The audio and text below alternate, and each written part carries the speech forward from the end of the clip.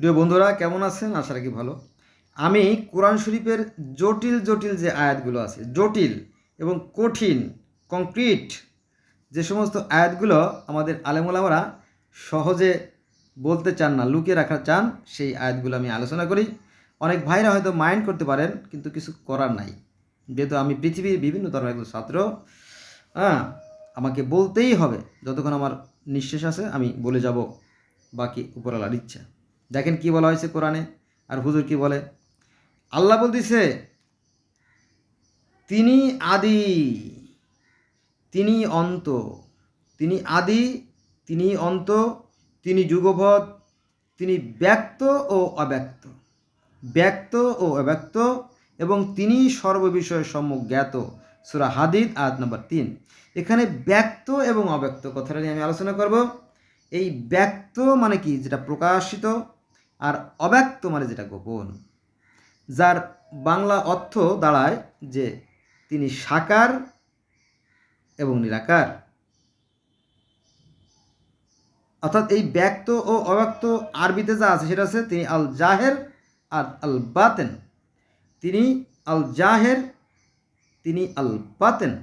আল জাহের শব্দের অর্থ তিনি প্রকাশ্যমান আছেন, আল বাতেন তিনি গোপন আছেন। অর্থাৎ সব কিছুর মধ্যে তিনি আছেন, আর তার মধ্যে সব কিছু আছে। আমি কি আমার? না, আমি আমার না। আমি কে? আমি জানি না। আমি কে, আমি কি, আমি কোথা থেকে আসলাম, আমি কিভাবে আসলাম, আমি কেন আসলাম, আমাকে কে পাঠালো, আমাকে কেন পাঠালো, কী উদ্দেশ্যে পাঠালো, কিছুই জানি না।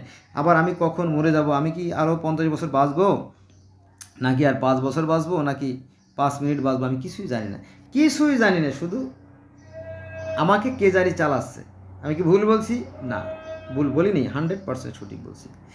তো সবই তিনি, সবই তিনি, তার মধ্যেই সব, আর সব কিছুর মধ্যেই তিনি। সব কিছুর মধ্যে তিনি না, হ্যাঁ তিনি। তিনি আমার ভিতরে আছেন, আমি তার ভিতরে আছি। ভালো করে খেয়াল রাখবেন, বেশি কথা বলতে পারবো না। আমি তার ভিতরে আছি আর তিনি আমার ভিতরে আছেন। তবে সব সব কিছুর ভিতরে তিনি থাকেন না। যেখানে অপবিত্র সেখানে তিনি থাকেন না, জানেন তো।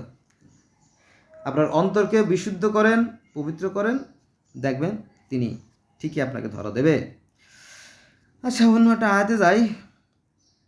তোমরা যেখানেই থাকো না কেন তিনি তোমাদের সঙ্গে আছেন, তোমরা যা কিছু করো আল্লাহ তা দেখেন। সূরা হাদিদ আয়াত নম্বর 4।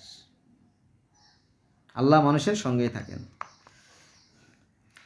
তিনি দাসের প্রতি সুস্পষ্ট আয়াত অবতীর্ণ করেন তোমাদের অন্ধকার থেকে আলোতে আনার জন্য। সূরা হাদিদ আয়াত নম্বর 9।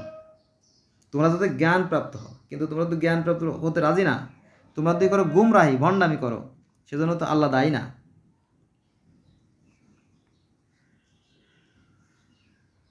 আচ্ছা, এবার আর একটা আয়াতে যাব।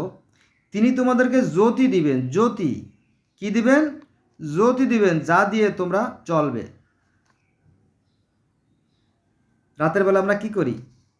টর্চ লাইট নিয়ে চলি না কেন? যাতে আমরা হুমড়ি খেয়ে পড়ে না যাই গর্তের ভিতরে, যাতে আমার দাঁত ভাঙে না যায়, নাক না ভেঙে যায়, পথে ঘাটে সাপে আক্রমণ না করে, বাঘে আক্রমণ না করে, তাই না? এই জন্য আমরা কি করি? আলো নিয়ে পথ চলি। তো আমাদের জীবনে চলতে গেলেও আমাদের কি সেই আলো বা জ্ঞানের প্রয়োজন। তাই তিনি বলছেন তিনি তোমাদেরকে আলো, জ্যোতি দিবেন, অর্থাৎ জ্ঞান দিবেন, যা দিয়ে তোমরা চলবে। এটা হতে পারে হেদায়েতের জ্ঞান অথবা কোরআনের জ্ঞান। কোরআনের জ্ঞানও হেদায়েত প্রাপ্তির জন্য যথেষ্ট।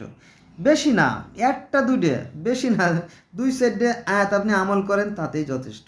আপনার এত আমল করার দরকার নেই, শুধুমাত্র সত্যি কথা বলবেন, খালি সত্যি কথা বলবেন। 24 ঘন্টা, সারা মাস, সারা বছর সত্যি কথা বলবেন। আমার মনে হয় একটাই যথেষ্ট।